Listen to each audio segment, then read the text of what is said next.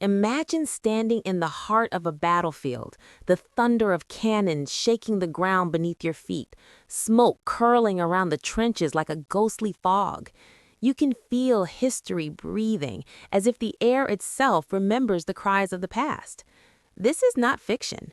It's the story of a man whose choices changed the course of a nation, a story so remarkable that most textbooks barely touch it, yet its echoes are felt even today in the streets and cities of America.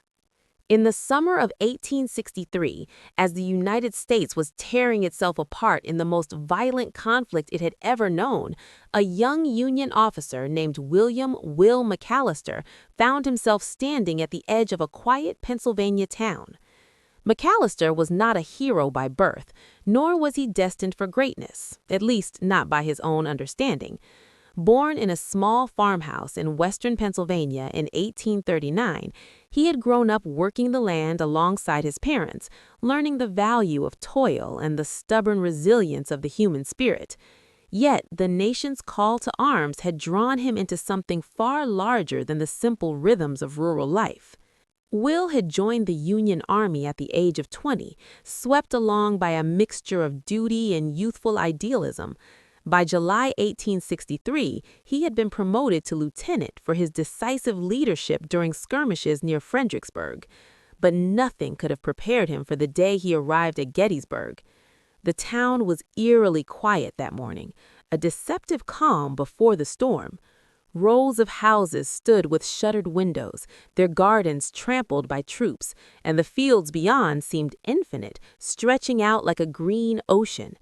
Scouts whispered of the Confederate Army's advance, and commanders barked orders with a sense of urgency that turned every heartbeat into a drum roll. McAlister, riding along the ridges with his men, could sense that history was about to be written and that he would play a part in it.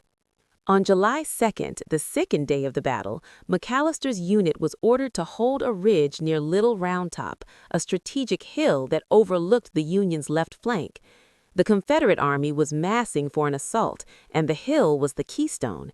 If it fell, the Union line could collapse, turning a defensive stand into a catastrophic retreat. McAlister, a man who had once doubted his own abilities, now felt a clarity he could not explain. There, amid the chaos of war, he discovered the extraordinary in himself. The fighting on Little Round Top became legendary, largely for the valiant stand of the 20th Maine under Colonel Joshua Lawrence Chamberlain. Yet within those ranks was McAlister, whose actions, though largely unrecorded in history books, would later be recounted by veterans as nothing short of miraculous. Armed with only his saber and a handful of men, he managed to hold a critical section of the line, even when reinforcements were delayed. Twice he repelled Confederate advances with a combination of daring maneuvers and sheer audacity, rallying his weary troops with a voice that seemed to carry the weight of destiny itself. By nightfall, the Union Army had held the ridge, and the Confederate assault had faltered. McAlister's courage and quick thinking had prevented a flank collapse that might have changed the outcome of the battle entirely. Yet he never sought recognition. For him, survival and duty outweighed medals and praise. After Gettysburg, McAlister continued to serve in the Army, moving through campaigns in Virginia and Maryland. His life, however, took a dramatic turn in 1864 when he was assigned to a covert mission behind enemy lines. The mission, orchestrated by General Ulysses S. Grant, aimed to intercept Confederate supply lines that were crucial for General Robert E. Lee's operations.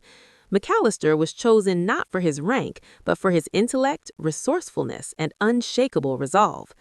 Disguised as a civilian trader, he traversed forests, rivers, and small towns, carrying messages and gathering intelligence. In one daring episode, he infiltrated a Confederate depot disguised as a traveling apothecary. Over the course of several tense days, he mapped the enemy's munition stores, memorizing the layout and noting troop movements. The most astonishing moment came when he narrowly escaped detection by Confederate officers who were suspicious of his presence. Hiding under a stack of hay, he overheard a critical conversation revealing plans to move cannons to a new position. Information that once delivered to Union command allowed Grant to outmaneuver Lee in a decisive engagement.